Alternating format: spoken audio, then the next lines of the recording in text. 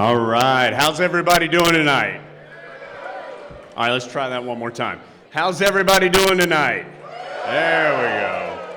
Welcome to the 2017 Carolina Football Signing Day celebration. We're here to do a couple things tonight. Of course, we're going to learn some about Carolina's 2017 class. We're going to celebrate and cultivate our passion for Carolina football. We're going to be here about 45 minutes with our program. You guys, of course, are encouraged to stay after that, but you're going to hear from some of Carolina's current players, some of the coaches. You're going to meet the two new defensive coaches for the Tar Heels, see some fun highlights from this past season, and, of course, hear from the head coach of Carolina football, Larry Fedora. But first, this is always my favorite part of this event. First, we wanted to take this opportunity to officially welcome the newest Tar Heel football players to Chapel Hill. Now, Carolina has 8 January enrollees this year. These young men have already graduated from high school. They did it a semester early. They came to Carolina to go ahead and start taking classes, to work out, to participate in spring practice as well. And here come these gentlemen right in front of the room right now.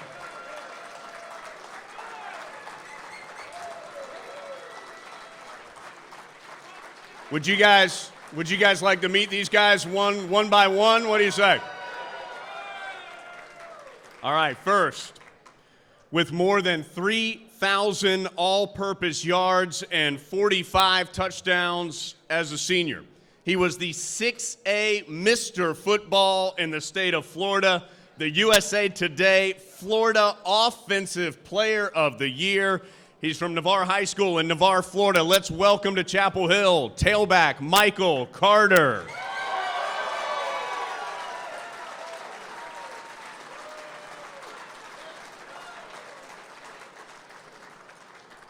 The coaches locked in the offer as soon as they saw Michael's hair. They knew he had to be a Tar Heel after that. Out of Cuthbertson High School in Waxhaw, North Carolina. He was Cuthbertson's all-time leader in receptions and receiving yards, one of the top players in the Tar Heel state. Let's welcome to Chapel Hill wide receiver J.T. Coffin. You can wave, JT. It's all right. You can say hi to everybody. There you go. He had more than 30 tackles for loss, nearly 20 sacks as a senior. One of the top players in the state, one of the top defensive linemen in the country. He is from the 4AA state champion Wake Forest High School in Wake Forest, North Carolina. Tar Heel defensive lineman Zach Gill.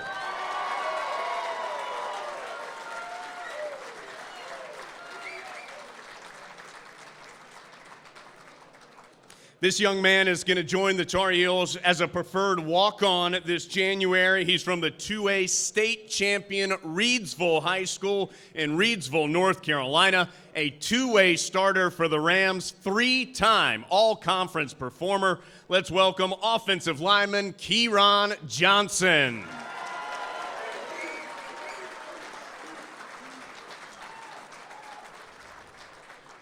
One of the top players in North Carolina, another of the top defensive linemen in the nation. He recorded more than 200 tackles and 60 tackles for loss in 3 varsity seasons at South Mecklenburg High School in Charlotte, North Carolina. Let's give a big Tar Heel welcome to Jake Lawler.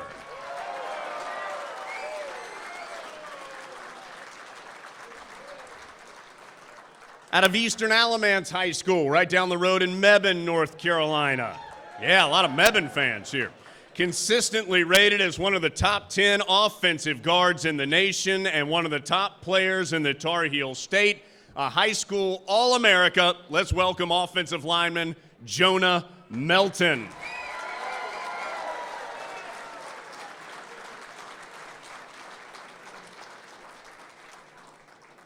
Another talented defensive lineman, yet another top player in the Tar Heel state. He's just coming to Chapel Hill. He's 6'6", 300 pounds from Riverside High School right down the road in Durham. Let's welcome to Carolina football, Jordan Riley.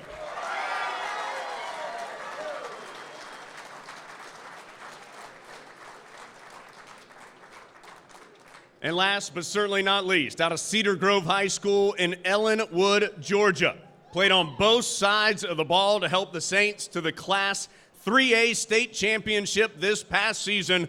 One of the top DBs in the nation. Let's hear it for Trey Shaw. How about one more big round of applause for the newest Tar Heels, all 8 of the January enrollees for Carolina football.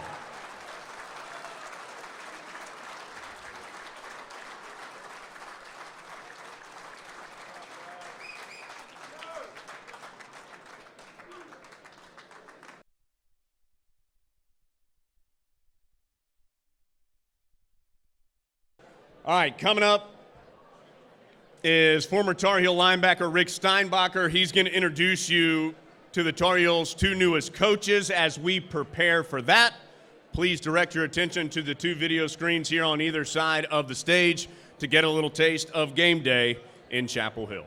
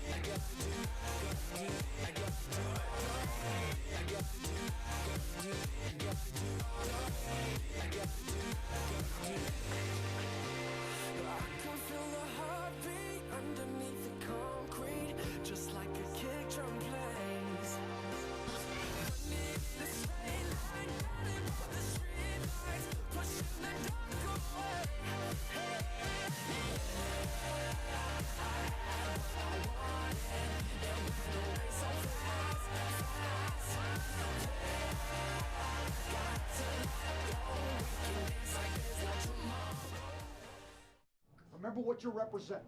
Let's play smart, let's play fast, and let's play physical. Let's go.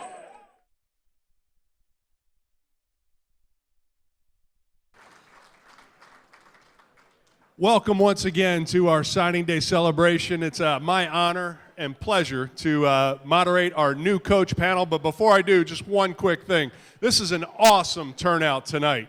The people in this room are some of the biggest, most loyal, most passionate supporters, fans, and just friends of Carolina football. So thank you all for being here. Give yourselves a huge round of applause for this awesome turnout tonight. All right, it's my pleasure to introduce you to the 2 newest members of Coach Fedora's staff. I'm going to introduce them one at a time, ask them to go ahead and come on up here as I introduce them, and then we'll get a few questions for each of them. Carolina's new defensive line coach has played a key role in the development of 6 NFL draft picks, including 2 first-round selections, our own Sylvester Williams and South Carolina's Jadeveon Clowney. He's coached with Larry Fedora before, 3 years at his alma mater, Southern Miss, and in 2012 during the successful 8-4 ACC Coastal Championship debut season of the Fedora era. He's from Meridian, Mississippi. Please welcome back to Chapel Hill, Deke Adams.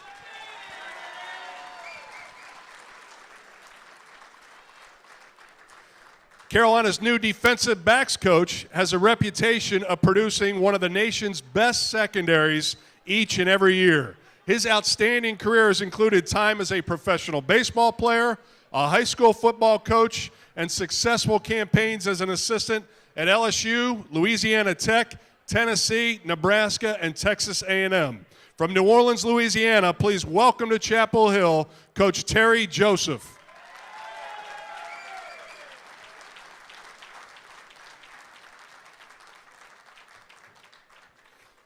Great to have both of you guys here. Deke, we'll start with you. Why was this the right time for you to come back to Chapel Hill? You know, when I was here before, and you know, I went in a different direction, and the number one thing that I talked to my wife about is, you know, we made a lot of stops in this year, in this coaching career. Been in it for over 20 years, and the number one place that we remember the most was Chapel Hill, North Carolina. And it's been the best stop for us. And I told her the minute we get an opportunity to go back, that we were going back to Chapel Hill and we were going to be there for a long time. And so when Coach Fedora called, it was a no-brainer.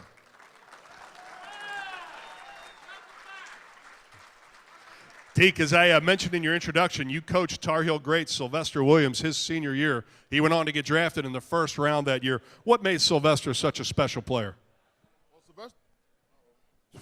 Sylvester's the type player that, you know, if you really get a chance to know him and know his story, he's a phenomenal kid, you know, and he's been through a lot in his life. He's persevered through a lot of things. He's self-motivated, and he was just determined to be successful. And I've never been, in 20 years, I've never been around anybody that's been so self-motivated. And that was the biggest reason for his success and the person that he's become today. Deke, you've spent the past 5 years recruiting in the Southeast, North and South Carolina. When you talk to recruits about coming to Chapel Hill, what do you tell them about this place? It's a special place. You know, that's the number one thing. It's a special place. The fans and the support that you have here at University of North Carolina is second to none. You know, it's unbelievable. Game day and out here in Kenan Stadium, it's unbelievable. And then on top of all of that, the education is just unbelievable. You know, it's second to none. And so it's great. And the kids really, really love to be around fans and people that support the way Chapel Hill does. I read your bio today, and I learned that your wife, Alexis, is quite the athlete herself. You were a Dean's List linebacker at Southern Miss, and she had over 1,000 points in her women's basketball career. Is your family excited about coming back to Chapel Hill? Yeah, they're very excited. You know, I tell people all the time, she's definitely the best athlete in the family. I mean, there's no doubt about it, but, yeah, they're excited about it. When I told my sons, Jordan and Jalen, they were jumping up. They were excited about being back. And so it's been a great transition, and we're excited about being here for a long time. Well, thank you, Deke. We're going to move over to Coach Joseph. Terry, you haven't worked with Coach Fedora before, but you have worked with Carolina linebackers coach John Papuchis. What attracted you to this opportunity to coach here at Carolina? Well, you know, every time you get an opportunity to move to another program, I think the first thing you think about are relationships. And this is probably one of the only staffs in college football that I either worked with or know somebody who's worked with somebody on the staff, with everybody that's on his staff. So I had a great feel for the staff. So I knew it was a bunch of great guys. Coach Fedora, his reputation has been being a great head coach, but also a great person. And then I wanted to go to a place that has an opportunity to win championships. And I really feel like here at Carolina, that's something that we can accomplish. And I think from what the guys have done already, we're well on our way. And then everybody I talked to said that Chapel Hill in North Carolina was a great place with great people. And so that's why I decided to make the move. The hardest thing I had to overcome was my two daughters, because when I told them that we were going to North Carolina, they said, "Dad, those are the people who cheated us in the Music City Bowl in 2010. So, and so I had to kind of calm them down a little bit and let them understand what happened. And I said, "Hey, baby, that's a game that's in history now, because that game is the reason for the 10-second runoff." What a great game it was. Go Heels. Terry, one of your most successful players at A&M was Brandon Williams. He was a lifelong running back, switched to defense, and in just 1 year, you helped him get drafted as a cornerback. How do you work with an individual player like that to help him have that kind of success? Yeah, you know, Brandon, to get drafted in the 3rd round after really only playing the position for 3.5 months is an incredible accomplishment. But the kid put in an awful lot of work. Me as a coach, what I try to do is develop great habits with my players. The guys that we're going to recruit and get in this program are already going to have the talent and the skill set. And my job as a coach is to fine-tune that talent and get them to use it the right way, get them to play a little bit smarter. I've never claimed to be the smartest DB coach. I just want to be the most effective DB coach. So sometimes I think my players will say, Coach gives it to us in a way that's pretty simple that we can go out and play fast. Everybody here knows that recruiting is the lifeblood of any program. You've played pro baseball, coached at the high school level, and you've been a recruiting coordinator at both Louisiana Tech and Tennessee. How have those experiences helped you out on the recruiting trail? You know, recruiting is about relationships. So I think playing in the minor leagues for 4 years, traveling all different cities, having a lot of different teammates, I've probably encountered every type of person and all kind of different ethnic groups, socioeconomic groups. So it's helped me be able to communicate with a lot of different groups. And I think when you look at my career, it's probably not the most conventional way to become a Division I position coach. And I think in recruiting, I can think outside of the box and do some different things that other guys might not think of. Well, Coach Adams, Coach Joseph, thank you guys for doing this tonight, and welcome to Chapel Hill, and thank you for being a part of now one of the greatest coaching staffs in America. Go Heels!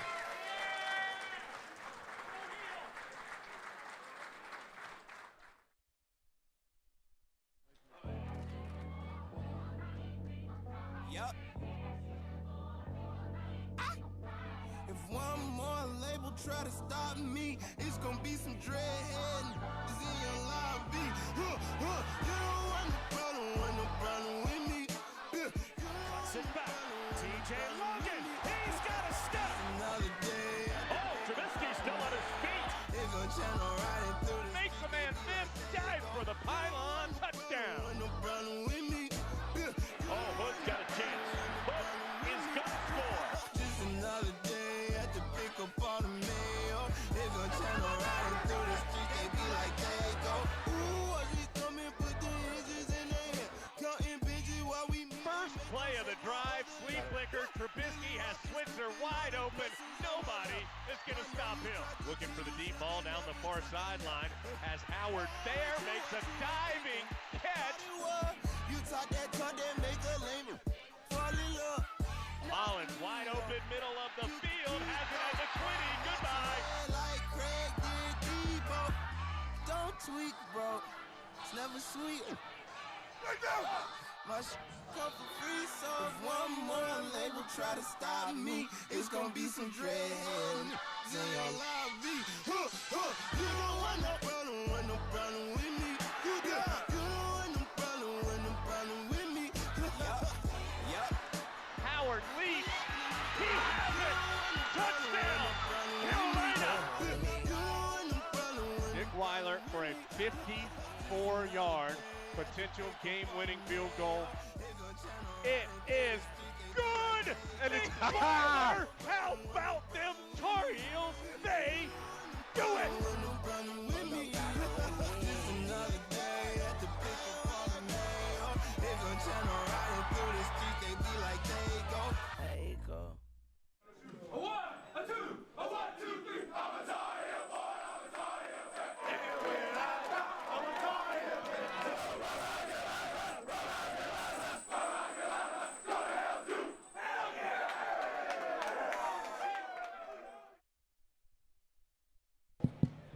What's up, everybody? My name's Taylor Vipolis. I played here at UNC for 3 years.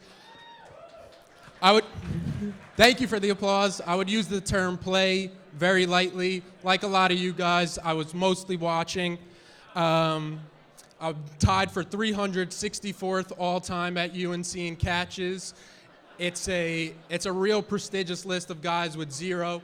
Julius Peppers, Lawrence Taylor, Jeff Saturday. I don't know if you guys have heard of any of those names, but It's an honor just to be in the same sentence as some Tar Heel greats. I'm only the second former player to ever host this player panel, with the other being Caleb Presley. Caleb is pretty funny. So for those of you keeping score at home, that's walk-ons 2, scholarship guys 0. It's about the only thing we can beat them in besides our GPA.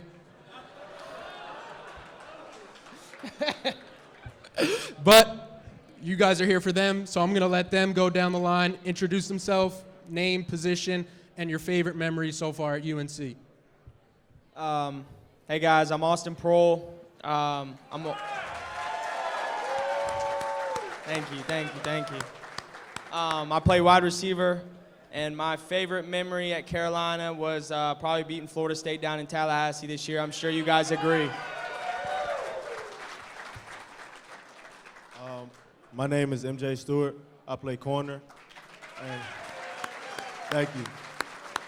And I think my favorite memory here is when we came back down from, I think it was 28 down versus Georgia Tech to beat them. So that was real good.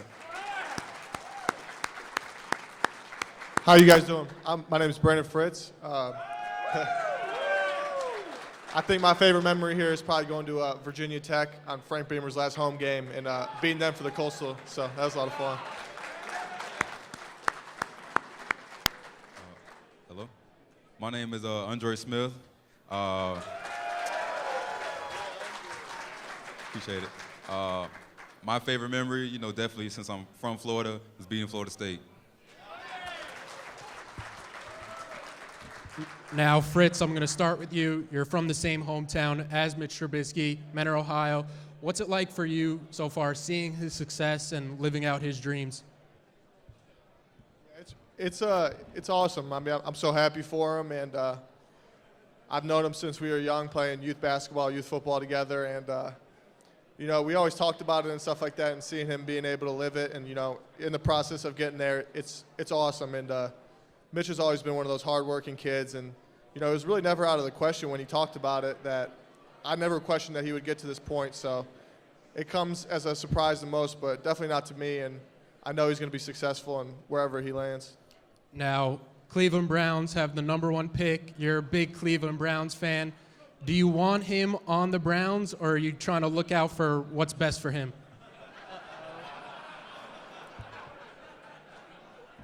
For his sake, I hope he goes somewhere else. Speaking of people who cheer for terrible NFL teams, we got Andre. He cheers for the Jaguars. What's that like? I mean, it's pretty even. You're never, ever high. You're always pretty low, and just kind of just going around and cheering for other people's teams. Not trying to mention the Jaguars. So I mean, it's hard, but it's all right. And you mentioned your favorite memory was the Florida State game. You were actually told by Florida State that you weren't big enough to play for them. So how sweet of a moment was that for you? Oh, well, yeah. Florida State told me I didn't meet the height requirements. So beating them, it was the ultimate treat. It was very delicious, and it was just great seeing them go down. I wish we would have beat them by more, but it was just great to see them take that L.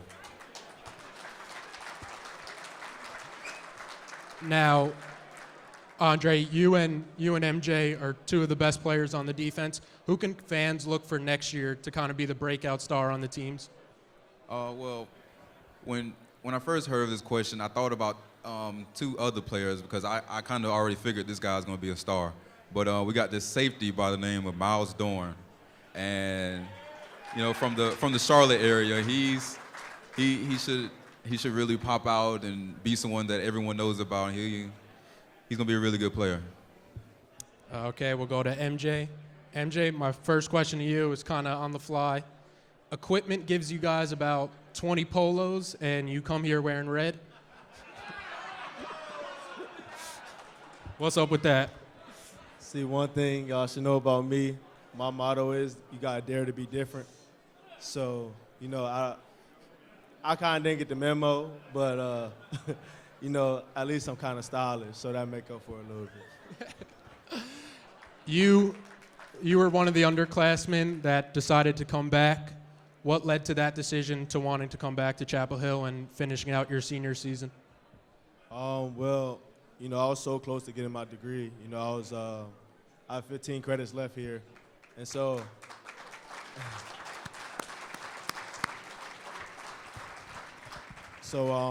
I just decided to, you know, come back, finish up, you know, have one more season out there on that field, you know, make some more plays for our team and for y'all, the Tar Heel faithful.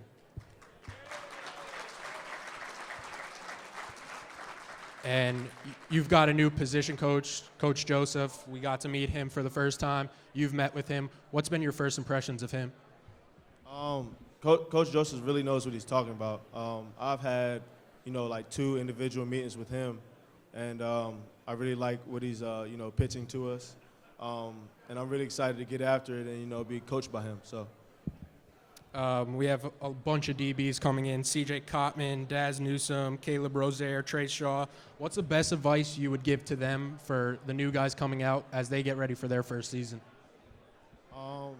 I would just have to say, just always work hard. You know, always grind. You know, do what's asked of you. You know, be on time to everything, and you know, just work hard at everything you do. Put in the extra work. It always pays off. MJ told me before that they've been working real hard in this offseason and that we're going to get crazy this year, try to double our interceptions and get 2 this year. We're going to get a lot more than 2, I can promise you that. Next up, we have Austin Prohl. Prohl, your dad was the receiver coach for the Panthers. He recently stepped down because he said he wants to spend more time with his family. How big of a moment was that for you, seeing him put you guys first over something that he really loves? Well, it meant a lot to us. I know coming from me, you know, since I've been here, I played 3 seasons here, and he's been here, you know, probably about 3 games. And, you know, growing up, he hasn't been to very many of my games either. And, you know, it was hard for me because I've always wanted to be like him. You know, he's my role model. So, you know, what he did for me and our family was huge. And I know my brother, you know, going to ECU, you know, it makes him happy too. You know, it's a pleasure to have him as a dad. It's a blessing to us. And we're excited for him to be able to, you know, be in Keenan and, you know, watch me play every Saturday. And, you know, I'm excited.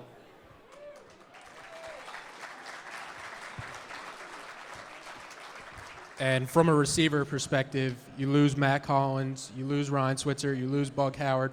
How confident are you in your abilities to be a number 1 receiver and be the go-to guy in the offense? I'm excited, you know, and I want to tell you guys that just because we got a room full of guys that want to succeed. We got a bunch of young guys that want to prove to everybody in this room and everybody who are Tar Heel fans that they can play. And including myself. And, you know, we got a bunch of guys with chips on their shoulders. You know, we don't want to just replace those guys. You know, we want to be successful in everything we do on the field. So, you know, we lost 3 keys to our offense, you know, but we want to be better than ever. So, you know, we're working hard. We know what we have to do, and we're going to continue to work.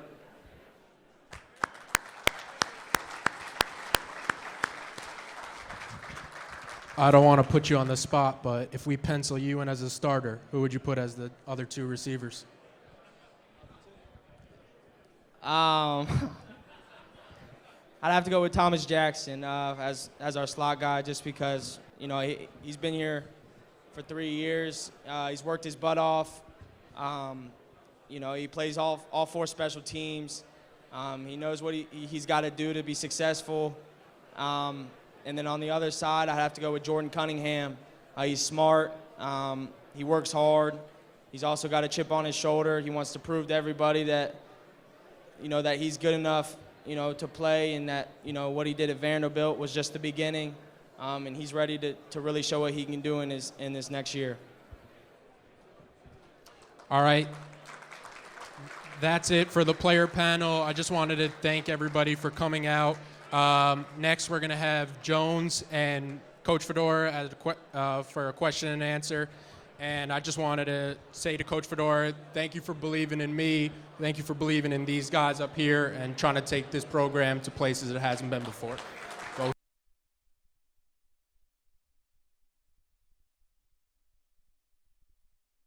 Wow, I feel good.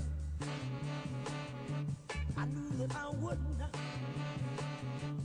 I feel good. I knew that I wouldn't. So good, so good. I got you. Wow, I feel nice. A sugar and spice. I feel nice. A sugar and spice. So nice, so nice. I got you.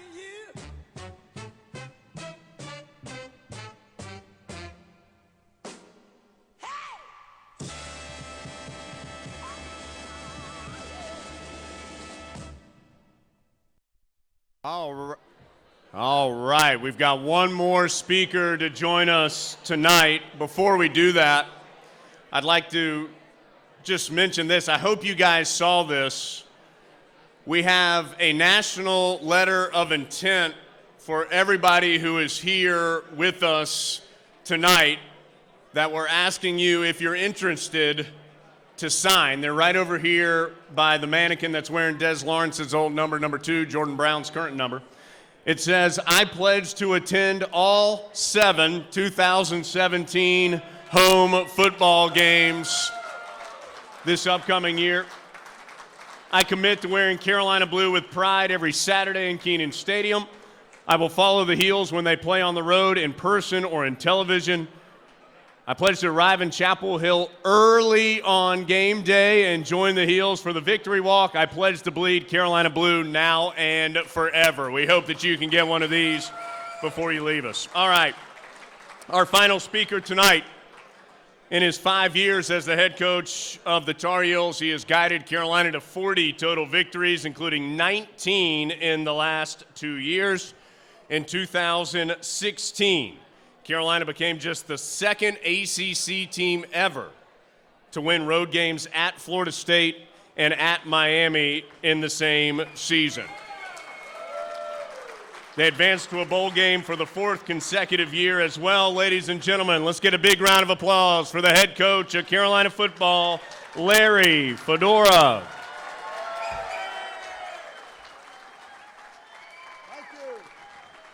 Thank y'all. Thank you very much.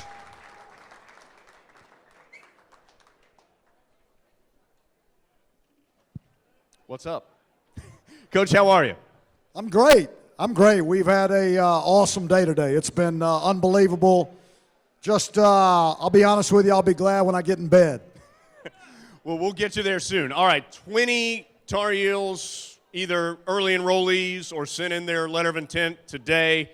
I know you're excited about those guys joining Carolina football. Yeah, so those 8 guys, you guys got to see them tonight. First of all, great-looking young men, great representatives of our university.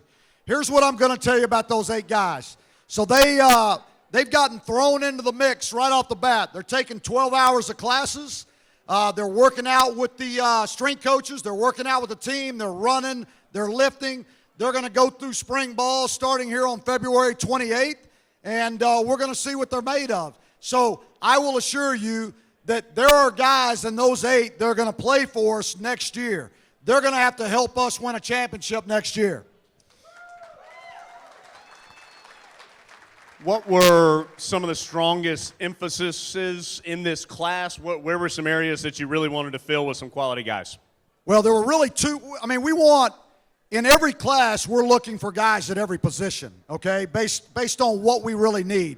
But I will tell you there were 2 areas we emphasized. One was the offensive line, and then the second was the defensive backs. Those was 2 areas. So with the offensive linemen, we needed to sign 5 offensive linemen. That was going to be important, but they had to be 5 quality players. So if you look at the 2 guys that we got on the outside, we wanted some guys with some length, and we wanted them to have some size to them. So you got one that's 6'6", he's 357 pounds, and then the other one's 6'7", and he's 367 pounds. So we got some meat on the edge with some long arms to keep those defensive ends off the quarterbacks. Then we wanted some girth inside at the two guard positions. You just met one of them tonight. He's about 6'3", 320 pounds. The other one is out of West Virginia, Billy Ross. He's 6'5", 315 pounds. And then at the center, the quarterback of the offensive line, Brian Anderson. He's 6'3", and he's about 305. So we really felt like we hit all of our needs in the offensive line because that is the future. You're only going to be as good offensively as you are up front, so we're excited about those guys. And then on the back end, defensively, with some guys that we had leaving, we knew we needed to get some guys, so we ended up signing 4 guys. All right? All 4 of those guys can run, they can jump, they're athletic, they're aggressive, and I would say 2 of the 4 can play on either side of the ball. They're very skilled, so they can return punts, return kicks, they can do a lot of things, so we're excited about those guys.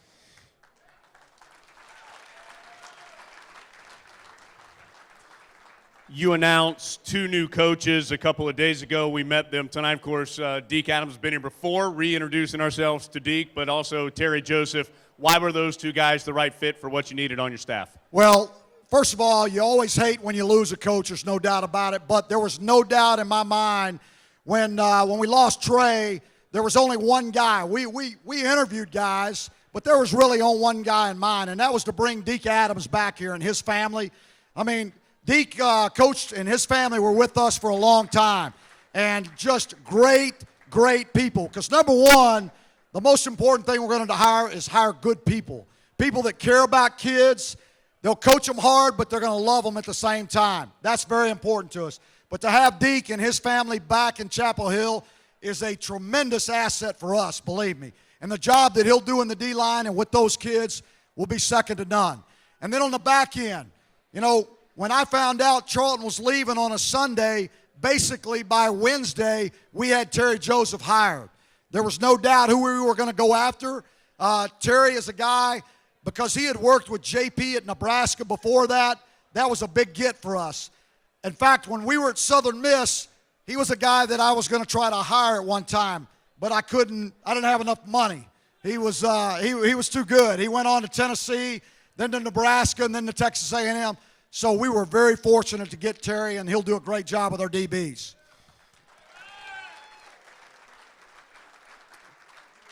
Just 2 more things here with Coach before we let him go. Coach, the indoor facility, the plans have been in the works. There's some designs around the room tonight. Just tell us about the importance of that facility for your program moving forward. Okay. You know, we've been in this program for 5 years now. 5 years. And we are in the process now of the design. The design's been done, and now we're going to start, I believe in May, they're going to start digging up the practice facilities and building a new practice complex, which will be a state-of-the-art indoor facility and 2 new practice fields and all training facilities. It is something that is very much needed, not only for the development of our athletes, but also in recruiting, because recruits need to see that we are putting an emphasis on football. They need to see that we are giving them the things that they need to become successful, and that is this indoor facility and new practice complex. It will do wonders for us, not only in recruiting, but also in the development of our players. Now, one thing that I want you to understand with an indoor facility, this is not something that we will only use in acclimate weather. All right, I envision being in the indoor facility every day, because what we want is we're going to have doors along one side of it, and we will go back and forth between the two throughout a single day. So the offense may be inside, the defense may be outside. We may transition to do 7-on-7 inside and inside drill outside, whatever. But we're going to use the facility every single day. The other thing that it enables us to do is there are a lot of times, you know, our offense likes to practice with a lot of noise, music, everything going on, so that our players have to really think. Defensively, that's a distraction to them a lot of times. So, you know, the offense now could go inside, we could turn the music up as loud as we want it, and the defense could be outside, you know, and never hear it. So There's going to be so many good things for this when we get this on the ground. So listen, all of you people that are here tonight, that are involved in that project and helping us, I want to thank you from the bottom of my heart and let you know that it will do wonders for our program. So thank you.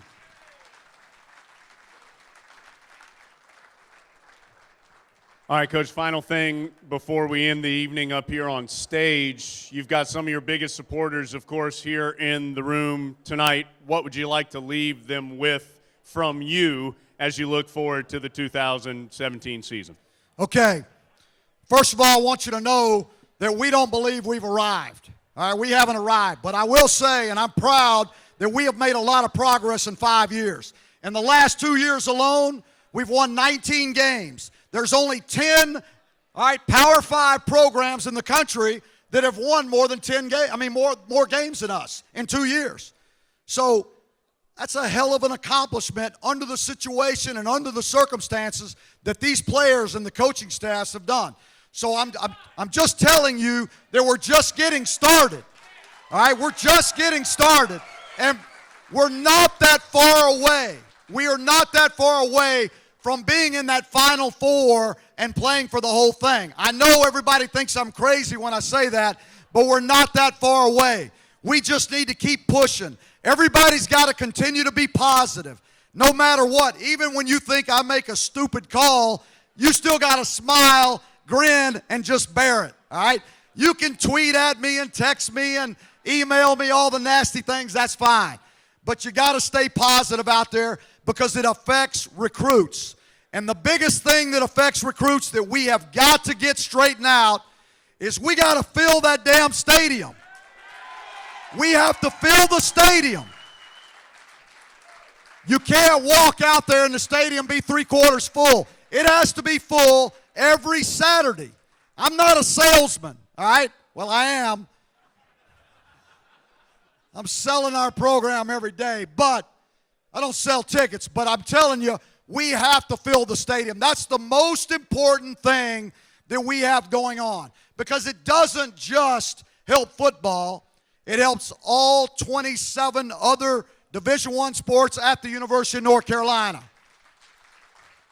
It is the biggest form of revenue that we have. So we have to fill the stadium for 7 games. We got an unbelievable 7 home games next year.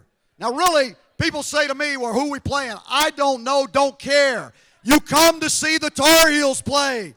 That's all you do. It doesn't matter who we're playing.